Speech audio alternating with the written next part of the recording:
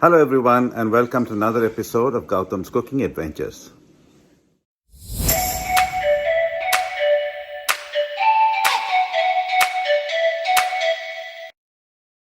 In this episode, we'll walk you through the steps to make chicken roast, which is an Indian dry chicken fry made with a choice of simple spices. Now, the Indian chicken roast, also known as chicken fry, it's a spicy, flavorful chicken recipe made with simple basic ingredients, fairly dry preparation that goes well as a side dish with rice or with any Indian bread of choice. Also makes for a wonderful snack with a nice cool beverage or drink. The chicken itself is cooked, actually roasted in its own juices with a choice of simple roasted spices. No additional water is usually added to this. It's an easy dish to make, very quick, can be completed within 35 to 40 minutes. Here's the list of ingredients you will require to make this dish.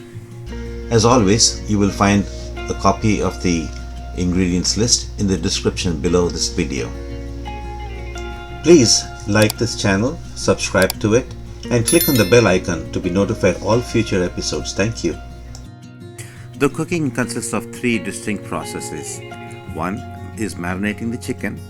Second is readying the wet and the dry spices.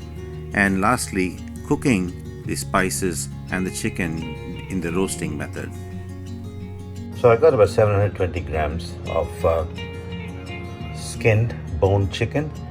And this has got bones, so that's how I'm going to cook it, but I've cut it into small bits. That's biteable portions, and I'm going to use this now to marinate. For marinating the chicken, I'm going to use a little bit of turmeric, in this case about half a teaspoon of turmeric powder,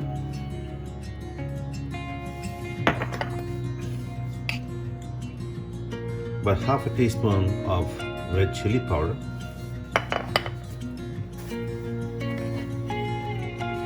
half a teaspoon of salt, and half a teaspoon of Kashmiri red chili powder. Now the Kashmiri red chili powder gives it the color. It's not as spicy as the rest of the chili powder, so it's basically more to give the color. And last but not the least, I'm going to add to this a teaspoon of just plain oil. In this case, I'm using vegetable oil.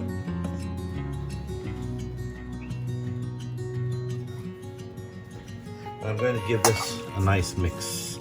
I want to coat all of these ingredients onto all the chicken, and then I'm going to allow it to just rest for about half an hour. If you rest it for longer, it's even better, anywhere from 30 minutes to an hour. But today I'm just going to rest this for half an hour and then start the cooking thereafter. There you go, it's nicely mixed. I'm going to just let this be for half an hour. Now here's some of the things that we're going to need to make this. I've got 3 medium-sized onions that have been finely chopped. As you can see, they're really thin slices. There's mustard oil. I have about half a cup of mustard oil there. There's 2 large tomatoes that have been chopped nice and thin, as you can see here. There's 2 sprigs of curry leaves, 1 large dollop of ginger garlic paste, 3 large green chilies that have been chopped fine, 1 teaspoon of fennel seeds, and about a quarter cup of chopped cilantro leaves for garnish. Apart from this, we're also going to be making a spice mix that I will show you shortly. Before I start cooking, I just wanted to show you, I have chopped the 2 sprigs of curry leaves into nice fine bits. So this is what we're going to use for our cooking. For the mixed spices, I'm going to be using 1 tablespoon of approximately 1 tablespoon of turmeric powder,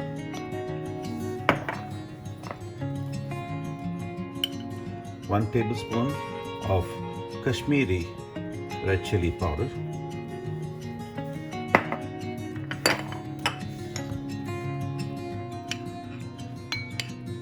about 3/4 tablespoon of regular red chili powder. This is the spicier red chili powder.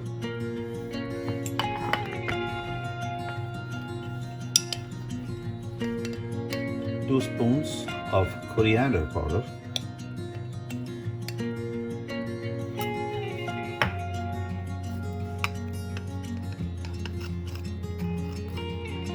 About 3/4 spoon of garam masala. Now remember that if you want to reduce the spice level, you can always use less the regular red chili powder. The Kashmiri red chili powder is not as spicy, and it basically gives it a little more of a reddish color, which is what you want to get at the end. Just mix all of these together, and you have your spice mix that we will use subsequently in our cooking. There you go, that's the final spice mix. That's all mixed together. We'll now get ready to cook. I'm taking a large deep dish in which I'm going to make my chicken today, and I'm starting this to set this to a high heat temperature. And what I'm going to do is I'm going to add in the oil. In this case I'm using mustard oil. You could typically have used vegetable oil, but then you would also need to use some mustard, half a teaspoon of mustard, and fry it in, because we want a little taste of the mustard to come in as well. In this case, because I'm using mustard oil, I prefer dispense with using mustard seeds. You know that the mustard oil is hot when it starts to give out the smell of mustard, and the oil becomes a slightly lighter color. At this stage, I'm going to add into this green chili. I've also taken the fennel seeds and I've crushed it a little bit. I'm going to add this into this as well.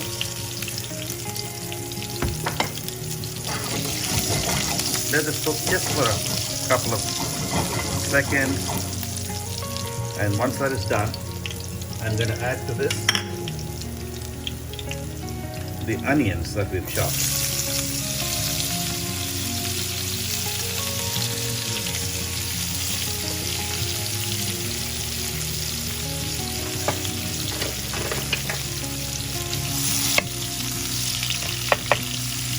What we want to do is cook this onion nicely in the oil till it gets discolored and gets slightly brown.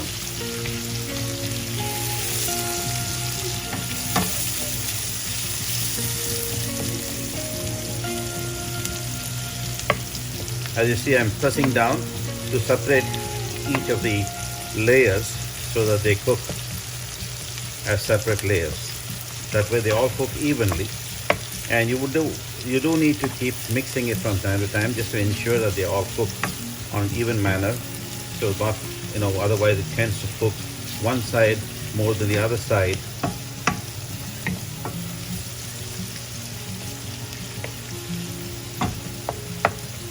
To speed this up, I'm also going to add to this just a little bit of salt.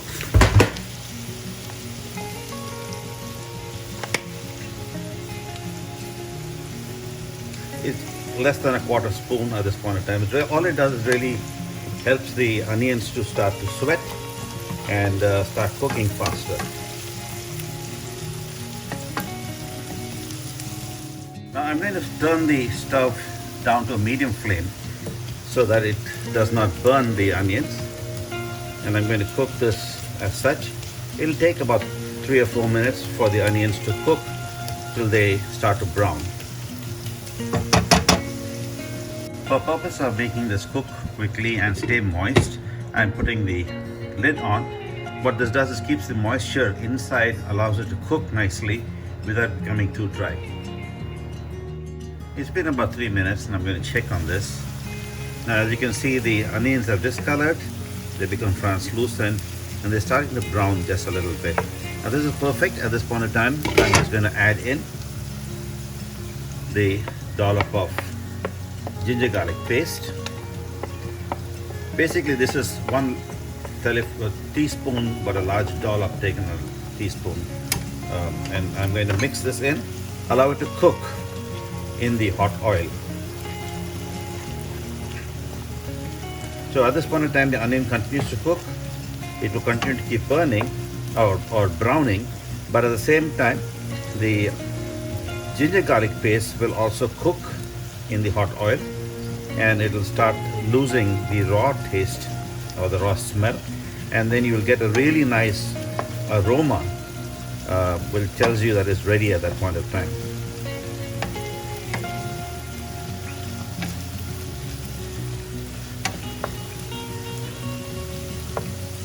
It doesn't take very long, just about a minute or so.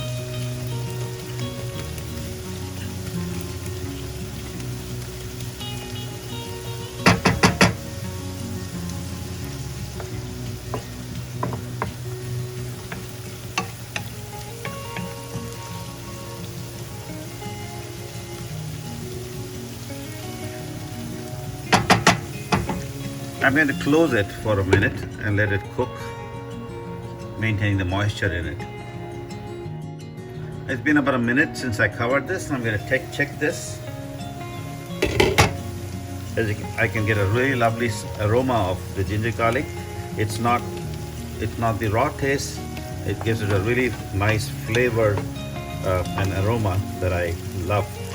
To this, I'm now going to add the onion is also browned somewhat, and I'm going to now add in all of the chopped tomatoes, and I'm going to cook this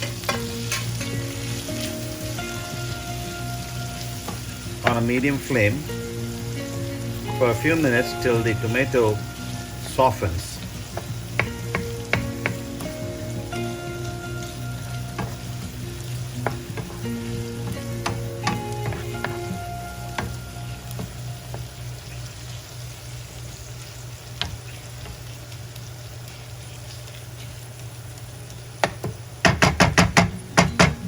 I'm going to close this and continue to cook this for about 5 minutes on a medium flame or low to medium flame, and allow this to cook the tomato till the tomato softens. I'm going to check in on the tomato.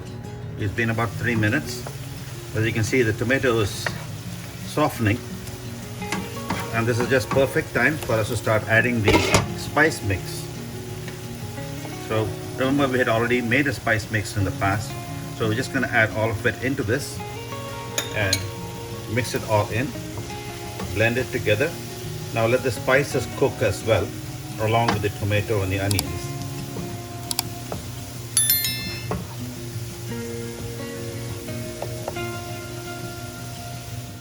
So as you can see, the spices have been blended nicely, and we're now going to wait for this to cook and give this a few more minutes in a closed lid environment.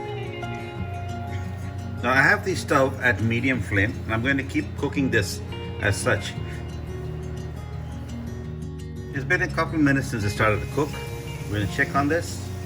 As you can see, that the oil has started to separate all along the sides, which is a good sign. Basically tells me that it's cooking. The masalas are also cooking well in it. The tomatoes have broken down quite nicely. They can cook just a little bit more, but at this point of time, I'm going to add in the chopped curry leaves into this. Now you could have also done this right at the beginning, fried it in the hot oil, but I prefer to do it at this point because I want the flavor to come out better this way as compared to, frying it earlier. Just my personal choice.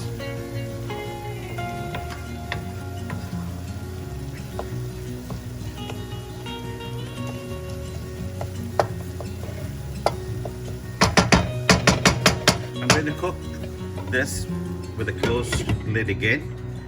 This time I'm dropping the flame to a low flame, and I'm going to keep this and cook it for a few more minutes till everything cooks and the oil starts to separate nicely.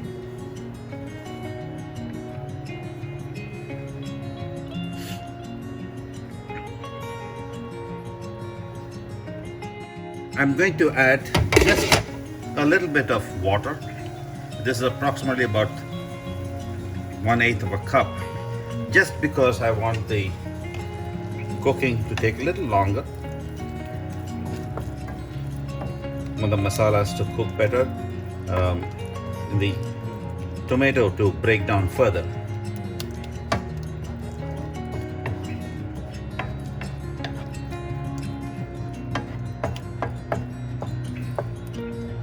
It's a great time now to check for the salt.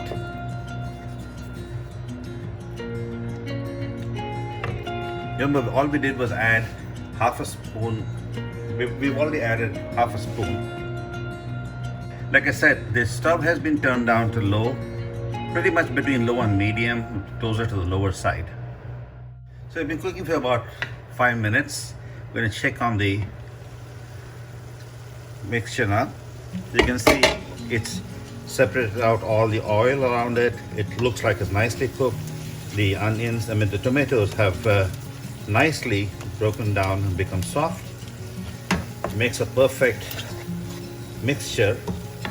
So now to this we're going to add the chicken that we have previously marinated.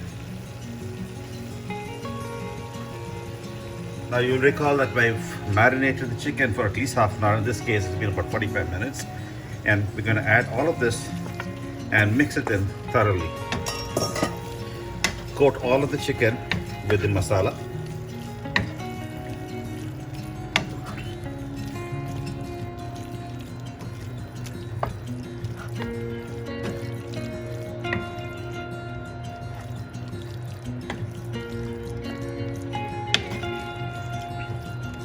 In my case, I'm using leg pieces, basically, but you could use any piece of chicken.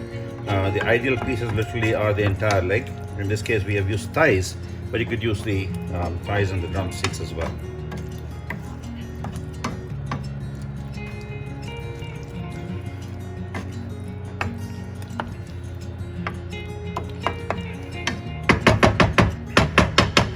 So now that it's fully coated, I'm now going to cook it, continue to cook it on a low flame for about 10 minutes. I'm going to check in between to ensure that it does not catch in the bottom. So I'm going to turn it over from time to time. But it's going to cook like this for about 10 minutes till the chicken is nicely cooked. Now remember, throughout all this process, we have not added water to anything excepting for the small bit that we added just to allow for the tomato to cook earlier. The chicken will give out water from within itself, and so it's going to cook within its own juices. Remember, this is going to be a dry fry, and that's why we won't add any water at this point of time. If we do at some point of time later on, if we think we need some to add to the chicken, we will, but for now we're not going to do that. Let's do a quick check. It's about 5 minutes since we started cooking. As you can see, there's a lot of water that's been released. And we'll just need a quick shift around of the chicken. We want to turn it over, make sure it's cooking both sides and not catching on any one side. And now, if your stove cooks unevenly, more on one side and less on the other, this is the time when you want to change the position of all your chicken so that you can cook it evenly. Now, if you don't see that there's so much of fluid that's been formed, it may be that your stove is too low. You may need to increase the stove a little bit. It's a fine balance. The average stove is a little different, but effectively what you really are cooking at is between low and medium. So now that I've done the quick turnaround, I'm now going to go back and allow it to cook for another few minutes. In this case, about 5 minutes before I check again. Now, as you can see, it's nicely cooked, but since I need this to become extra soft because my father can't eat the chicken if it's just normal hardness, he needs it softer. So in this case, I'm just going to add some additional water, about half a cup, just so the chicken can cook better with water.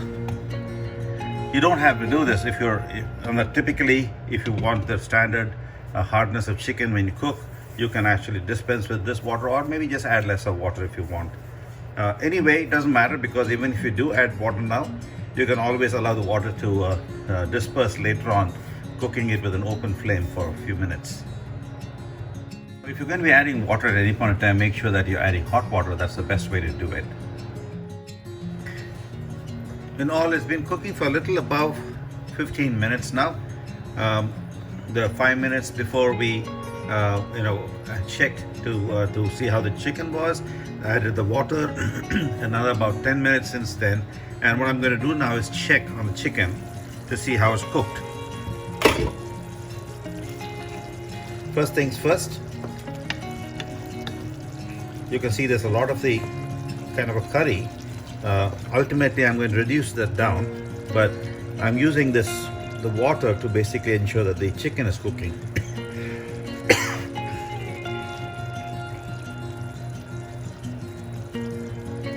I'm going to use my finger and look at that, how beautifully it's cooked.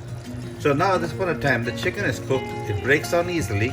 So all I'm going to do now is allow it to cook on an open flame. I'm increasing the flame now to a little more than medium. And I'm going to allow this now to thicken, and thereby allowing the water to disperse from this mix. Now do keep in mind that we started out to make this into a dry fry, which is why we are reducing the water. If you want to make it a better liquidy fry chicken, you can keep it the way you want it, thicken it to the extent that you want, or just take it up as is. In a drier mix, you could actually use the chicken also to do things like making rolls, chicken rolls, apart from the fact that it can be eaten with most dishes like dal rice, sambar rice. You can have it with parathas, tandoori naan. It goes really well with any of these things. So that's your choice. A quick tip: if you want to also do something like a bhuna chicken, what you could actually, at this point in time, we've done most of the process is the same as you do for a bhuna chicken. So at this point in time, all you could do is just simply add half a cup of nicely whisked yogurt into this mix. Mix it up, and it'll give you that slightly whitish, orangish look, which will make it that way. So however you want it, your choice. This just gives you the base from which you can do lots of different things. Now we've cooked this to a point where we've lost all the water. It's become a nice dry mix like we intended it to be. At this point in time, the chicken is ready. You could take it off the stove now, or if you wanted to lose a little more of the water, you could. That's up to you. But just keeping it just a little moist like this is useful, because then that gives you that little bit of masala that you can dip your breads into, or even eat it with rice. So I'm going to stop at this point of time. I'm going to now plate this, and we'll get back together. Oh, before I do that, now let me tell you something else. The last thing that I want to do is, I'm ready now to garnish this, and this is what I'm going to do, is add the cilantro that I've chopped earlier and give it a quick mix. At this point in time, my stove has been switched off. The cilantro adds a nice color to it. Just that contrast also gives it a nice aroma and a little bit of a taste that comes from the fresh cilantro as well. So it makes for a nice addition. Now it's been plated, as you can see, and this is now the dry chicken fry, also sometimes known as the chicken roast. We hope you enjoyed watching this video. Look forward to any suggestions or comments from you, and please do keep supporting us. Thank you for watching. Please don't forget to subscribe to our channel, click the like button, and do press the bell icon so that you can be notified of all our future episodes. Thank you so much for watching. Goodbye.